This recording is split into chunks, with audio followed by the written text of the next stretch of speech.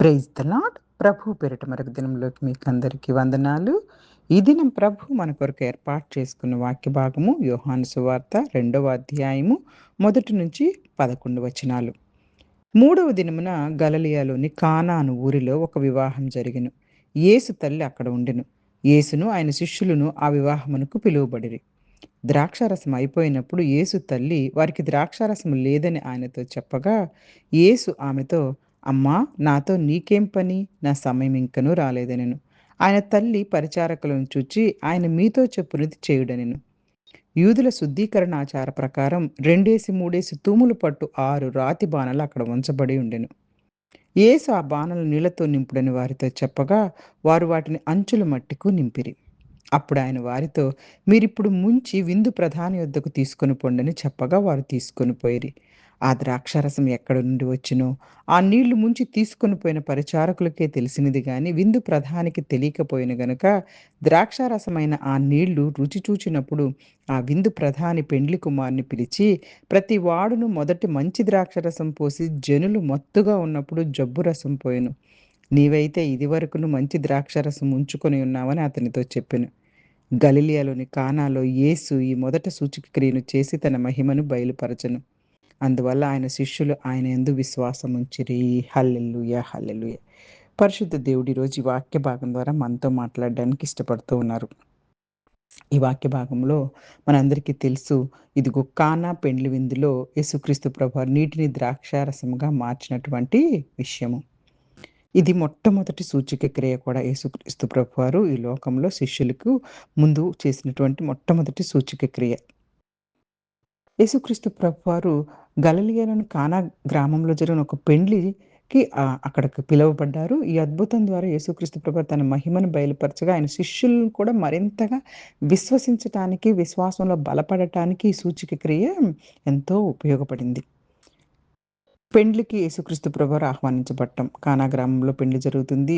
యేసుక్రీస్తు ప్రభువారి తల్లి మరియ తల్లి కూడా అక్కడే ఉన్నారు. యేసుక్రీస్తు ప్రభువారు, మరియ తల్లి అలాగే శిష్యులందరూ అక్కడ ఆహ్వానించబడ్డారు. యేసుక్రీస్తు ప్రభువారు కుటుంబ జీవితాన్ని ఎంతగానో గౌరవిస్తారు. వివాహాన్ని కూడా మనందరికీ తెలుసు. ఆయన మొట్టమొదట ఈ యొక్క ప్రపంచంలో మనిషిని సృష్టించిన తర్వాత మొట్టమొదటి బంధాన్ని దేవుడు వివాహ బంధంతోటే మొదలుపెట్టారు కదా! ఆదాము, అవ్వని. ఆ బంధంతోటే లోకము మొదలైంది. యేసుక్రీస్తు ప్రభువారు ఉన్న చోట ఎంత చక్కగా అక్కడున్నటువంటి వారందరూ కూడాను ఆ యొక్క వివాహం విషయంలో చాలా సంతోషంగా ఉన్నారు. అయితే సడెన్‌గా పెండ్లిలో ద్రాక్షారసం అయిపోయింది. అది ఎప్పుడైనా పెండ్లిలో ఏదైనా సరే తరుగైపోతే అది ఆ కుటుంబ పెద్దకు అవమానంగా ఉంటుంది. మనకు కూడా తెలుసు కదా! ఈ లోకంలో కూడా ఎంత గొప్పగా పెళ్లి జరిగినప్పటికీ కూడాను విందులో ఏదైనా ప్రాబ్లమ్ వస్తే ఆ యొక్క పెళ్ళే సరిగ్గా జరగలేనంతగా బయట మాట్లాడుకుంటారు జనులు. ఆ దినాల్లో కూడా అలాగే కుటుంబ పెద్దకు చాలా అవమానం. ఆ సమస్యను గమనించినటువంటి మరియ తల్లి యేసుక్రీస్తు ప్రభువారి దగ్గరకొచ్చి చెప్తున్నారనమాట. ఇక్కడ మనం నేర్చుకోవాల్సిన పాఠం ఏంటంటే, మన అవసరాలు, మన యొక్క ప్రతి విషయాన్ని కూడాను మనకు ఏ సమస్యలున్నా యేసుక్రీస్తు ప్రభువారి దగ్గర చెప్పుకోవాలి. అక్కడ సమస్యలను విమర్శించట్లేదు. ఎందుకిలా జరిగింది? అలా ఎందుకు చేశారు? మీరు ముందు జూసుకోలేదా? ఎందుకు ఇలా? అని ఎవ్వరు కూడాను ఇష్టమొచ్చినట్టు మాట్లాడేలాగా అంటే విమర్శలు ముందు లేవు కానీ, మరి తల్లిగారు ఆ సమస్యని యేసుక్రీస్తు ప్రభువారికి తీసుకెళ్లారు. విమర్శ చేయకూడదు కానీ మనము దేవుని దగ్గరికి వెళ్లి ఆ సమస్యను చెప్పుకునే విధంగా మనకి ఈ యొక్క భాగం ద్వారా పరిశుద్ధాత్మ దేవుడు నేర్పిస్తున్నారు. యేసుక్రీస్తు ప్రభువారు అక్కడేమంటున్నారంటే, నా సమయం ఇంకా రాలేదు అని చెప్పినా, మరి సేవకులతో ఏం చెప్తున్నారు అప్పుడు? మీతో ఏమి చెప్పునో అది చేయండి. హల్లెలూయా! హల్లెలూయా! చూసారా? పరిచారకులను చూసి యేసుక్రీస్తు ప్రభువారు తల్లి అడిగినప్పుడు నా సమయం ఇంకా రాలేదు అంటే, సమయం ఇంకా రాలేదు అంటే అర్థం ఏంటంటే, ఇదిగో అక్కడున్న వారందరూ ఇంకా పెండ్లి విందుకు సంబంధించినటువంటి వారు ఇంకను ఇదిగో ఆ విజ్ఞాపన అడగలేదు. అమ్మా, నేను వారి విజ్ఞాపన అడగగానే నేను ఈ పని చేస్తానని తెలియపరుస్తున్నారు. అలాగే నిజమైనటువంటి విశ్వాసం యేసుక్రీస్తు వారి మాట కోసం వేచి ఉంటుంది. వెంటనే ఆ తల్లిగారు ఏమన్నారంటే, ఇదిగో ఆయన ఏం చెప్తారో అది చేయండి అని. మనకు గొప్ప క్రైస్తవ జీవితానికి గొప్ప సూత్రం మనం నేర్చుకోవాల్సిందంటే యేసుక్రీస్తు ప్రభువారు చెప్పింది చేయటమే. ఆయన ఏం చెప్పారు మన జీవితాల్లో వాటిని మనం విధేయతతోటి, వినయంతోటి మనం అనుసరించటమే. ఎదుటి వాళ్ళని క్షమించమని యేసుక్రీస్తు ప్రభువారు చెప్పారు. అది మనం కామ్‌గా విధేయతతోటి మనం క్షమించటమే. ఎదుటి వారి మీద ప్రేమ చూపించమన్నారు. మీ శత్రువులను కూడా క్షమించమన్నారు. మీ శత్రువుల గురించి కూడా ప్రార్థన చేయమన్నారు. అలాగే మనకు ప్రతి ఒక్క విషయంలో యేసుక్రీస్తు ప్రభువారు మాదిరి చూపించెళ్లారు. కాబట్టి క్రైస్తవ జీవితానికి మన గొప్ప సూత్రం ఆయన చెప్పింది చేయటమే. అక్కడ యూదులు కూడా చూడండి, వారి శుద్ధీకరణ కొరకు 6 రాతి బానలున్నాయంట. యేసుక్రీస్తు ప్రభువారు నీటితో నింపమని చెప్పగానే సేవకులు కూడా పూర్తిగా నింపేశారండి. వాళ్ళు కూడా ప్రశ్నలేం వేయట్లేదు. 6 రాతి బానలంటే చాలా పెద్దవి. ఆ దినాలలో రాతి బానలు చాలా పెద్దగా ఉంటాయి. వాటిని నింపడం అంటే చాలా కష్టం. కానీ ఆ సేవకులు కూడా యేసుక్రీస్తు ప్రభువారు చెప్పినట్టు చేశారు.